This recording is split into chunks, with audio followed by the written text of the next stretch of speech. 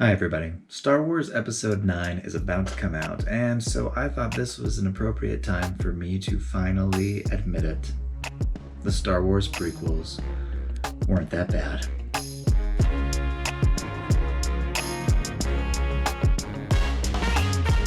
Today, instead of writing, I think I'm finally ready to defend the Star Wars prequels. Now, this is a pretty controversial topic. Hear me out.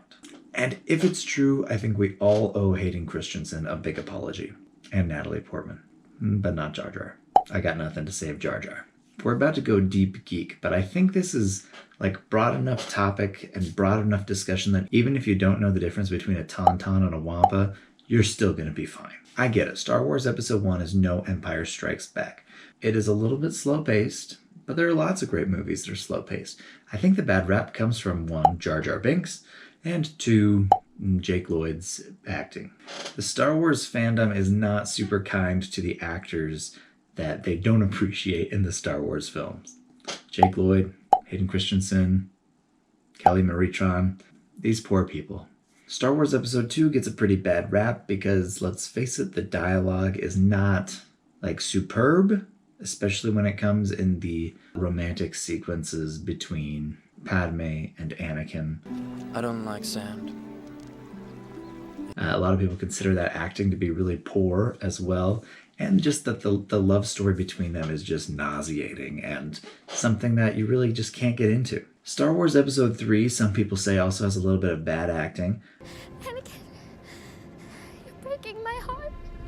But in all fairness, I think Star Wars Episode 3 gets lumped with the prequels, even though most people love Star Wars Episode 3. Credit where credit's due. That film's pretty cool. So here's my pitch. The prequels have a very specific job to do. I think they did the job. Big first thing that the Star Wars prequel films needed to set up. They had to set up the hubris of the Jedi Order. There's a few major manifestations that the Jedi Order got very comfortable and possibly very arrogant in the situation that they were in. The first and probably most evident is that they were sitting right next door to the most evil person we've ever seen inside of this story world for a long time, and they never noticed a thing. They even comment about how there's darkness everywhere, and they're in the room with Emperor Palpatine, and they're like, this is weird. I can't see anything because there's the dark side. And it's yeah, he's sitting right in front of you.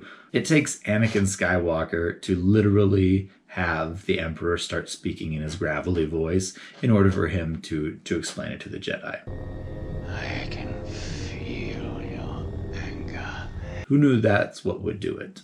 But probably what is most striking to me is in Star Wars Episode 3, Mace Windu, purple lightsaber Samuel L. Jackson, actually has Emperor Palpatine on the ground in front of him. And Anakin walks in, and we see due process just absolutely crumble. You have somebody who's on the Jedi Council who's decided that his enemy is too dangerous to be kept alive, and he's just going to summarily execute him. That is a pretty anti-Jedi thing. I guess I'm not a Jedi, but Mace Windu, you straight up are gonna just kill this guy. So that's the first thing. Second, though, and more importantly, there's another reason they had to have the prequels, and it all comes down to the difference between big plot and little plot. When I say little plot, I'm talking about the individual plots for each of the movies. Big plot, on the other hand, is the whole overarching story that happens over the course of all the films. George Lucas, at John Williams' Lifetime Achievement Award dinner, came up, gave a speech, and said Star Wars was just meant to be this little merry jaunt through the hero's journey. Then John wrote the music. Now we know that Star Wars fits along the hero's journey just classically. Just go ahead and try to map it out over Star Wars A New Hope, and it's beat by beat. The most obvious point of no return in probably movie history is when Luke literally can't return to his house because it was burned down. But that's just little plot for one of the movies. The big plot is also a hero's journey, and it's the story of Anakin Skywalker. More specifically, the whole of the Star Wars films, at least episodes 1 through 6, deals with one major question. Can Anakin Skywalker learn to love even though he's afraid of losing those he cares about? That's the major question that takes 6 films to answer. In episode 1, we see Anakin and he's faced with a big decision. You stay with your mom or you go and become a Jedi.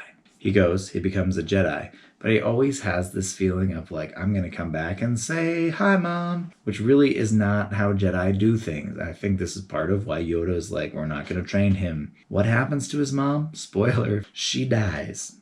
But rather than take his mother's death as an experience in which he can learn from, he decides that he needs to find a way to prevent this ever from happening again. He marries Padme in the same film. Then at the height of his quest to prevent those he loves from dying, that he ends up killing the very person he cares about most. Now, this doesn't make sense if Padme is an end goal. It does make sense if Padme's interfering with a larger goal that he has. What goal is that? He wants to have the ability to prevent anyone he cares about from dying, which is insane. That's how he deals with love. He doesn't know how to let go of people.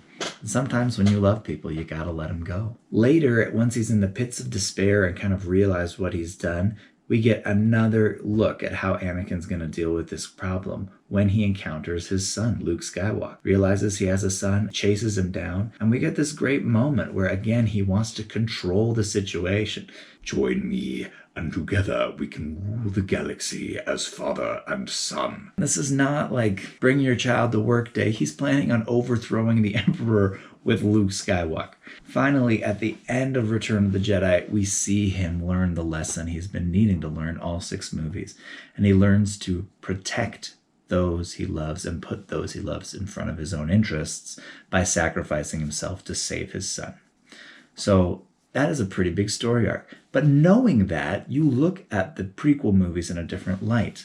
The whole love story between Anakin and Padme was never intended to be the type of love story that people would get into. It's not meant to be a Rachel and Ross. Well, actually, don't get me started on Rachel and Ross. George Lucas never intended for you to cheer for Anakin and Padme. They're the very embodiment of an immature relationship. You take Padme, who was just sucked into politics. She said she was the youngest queen ever to be elected by her people. And then she goes straight into senator life right after that.